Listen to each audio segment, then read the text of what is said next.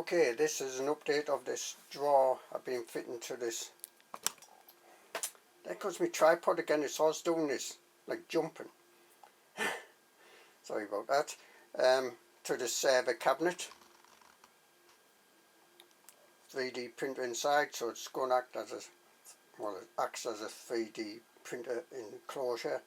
Mainly for fumes, that's why I'll have some like filter fans planned to put some fans on the top with filters in, etc, etc. There is a like knockout thing up there that you can take out. This does have a door on. I've took the door off while I've been fitting this drawer, so I have rewired this, and I'll show you that the drawer works okay. Make sure this wires, as you see, slides in and out.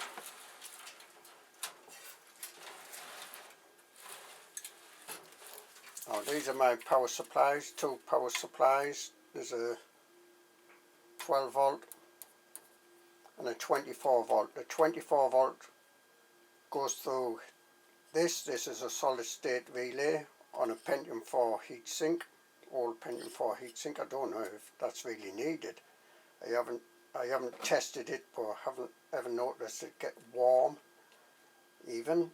I can't say I've noticed that, but I'm not saying it doesn't, so to speak. And ramps, now these are just on some cardboard. These are bolted to a sheet of cardboard and then another sheet of cardboard to protect the bolt heads and nut heads and such like underneath from the surface here. Pitch stick, just normal pitch stick to stick those two together. That's just partly so I can move them about, so I can make sure of the final position I want things in. These are actually bolted to the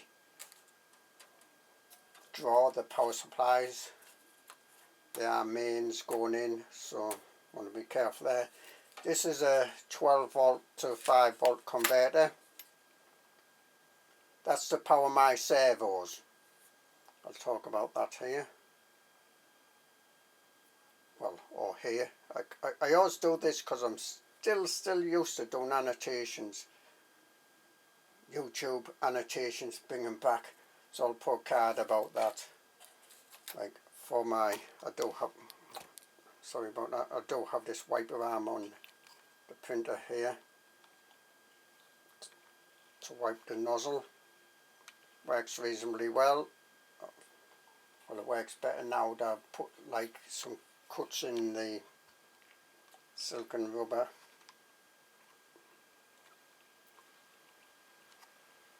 So I put some cuts in the silicone rubber. It acts like a brush, and that brushes across the nozzle.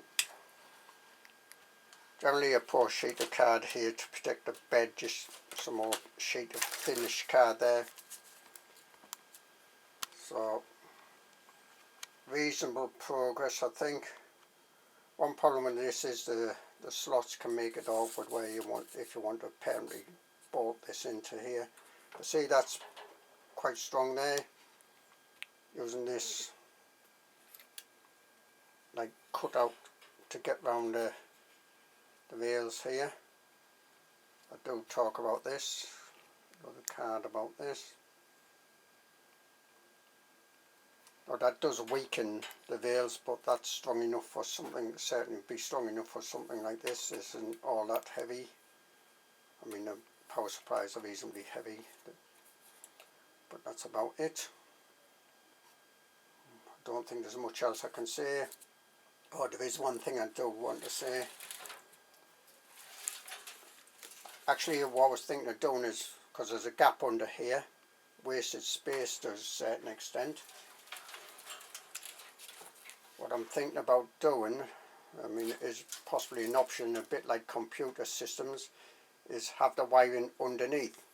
So all these wiring going to the ramps underneath, and like a whole grommets on, etc, etc, wiring coming up to the ramps or what have you. That's an option.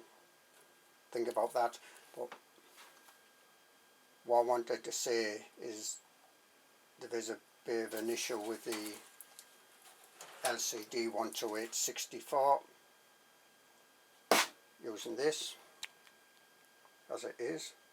This is a piece of wood. This is like fire protected plywood, 5 layer, just some metal brackets, not Servo brackets, just metal brackets to support that, cut out again to go around the sort of rails on it here. I'll talk about that here.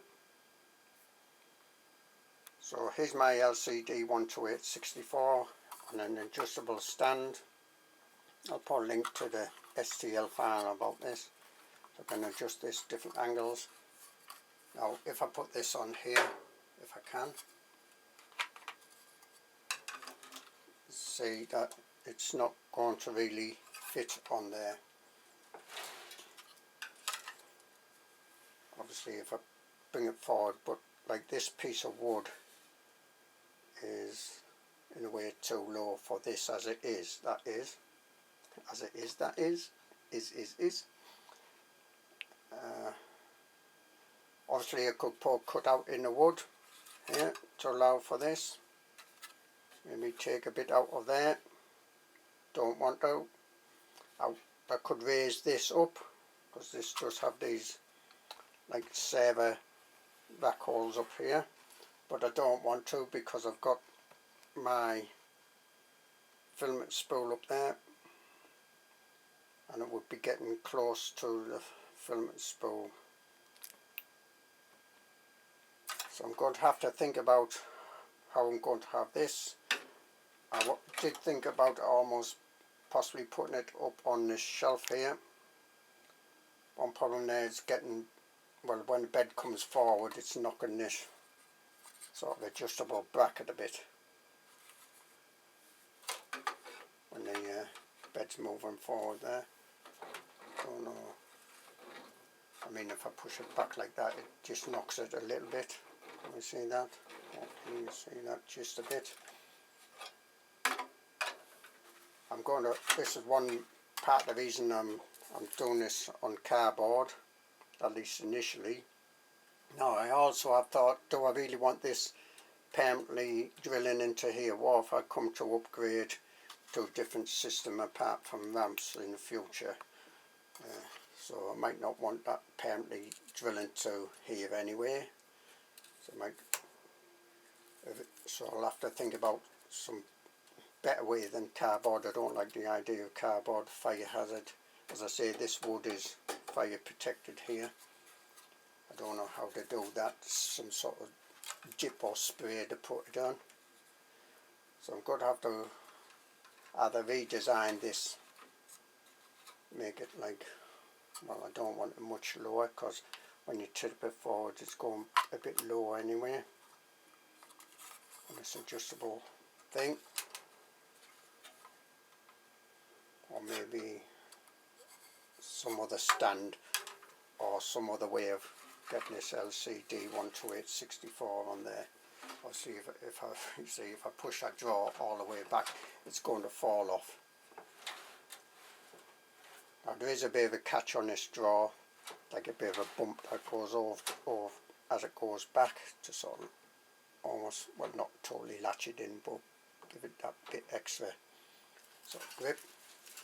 So that's a bit of an update of the progress of fitting this shelf to this server cabinet.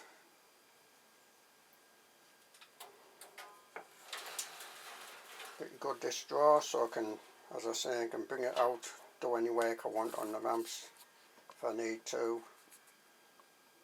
Probably not going to need to a lot. Pretty strong even with those cutouts in these like frames here.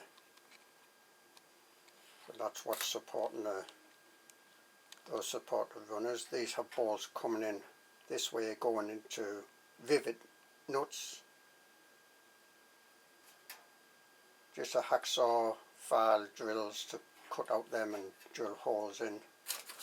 I do talk about that. Right, okay, waffle. Start waffling if I don't cut this short. So let's end this video here. Reasonably a fair amount of progress, I think. I want this RAMPS, yeah, probably want this RAMPS somewhere near here, because I want the reset button accessible. Something to consider about. That could be widened permanently. Also that the leads for the LCD 12864 tend to be pretty, well, not too long. So the RAMPS wants to be somewhere like in this area, I think, to lead up to that. Longer leads might have interference. This is just because I've had some sellotape on here, some muck on here, because I had some sellotape on here, just for measuring up and such like. So there we are. If I need to access the RAMPS, and I can even, this wire here I've been putting on is easy, long enough, or going to be long enough that, well, some more wiring I need to do actually, lengthen them wires to even take the shelf can come out, it can unhook and sort of come off. I don't want to do that now because it'll all fall to bits, the camera's here, but the shelf can totally come off and I can work on it if I need to. So that's an update of this shelf as it is at the moment. I think that's roughly where I want to have these parts here. So that's your RAMPS solid state relay to control the 24 volts from the 24 volt power supply. That's that one. And the 12 volts is powering the RAMPS, LEDs and other units. 12 volts is going into a voltage converter, buck converter, to knock it down to 5 volts, and that controls the servos and, well, in this case the BL touch, because that's on the same servo circuit.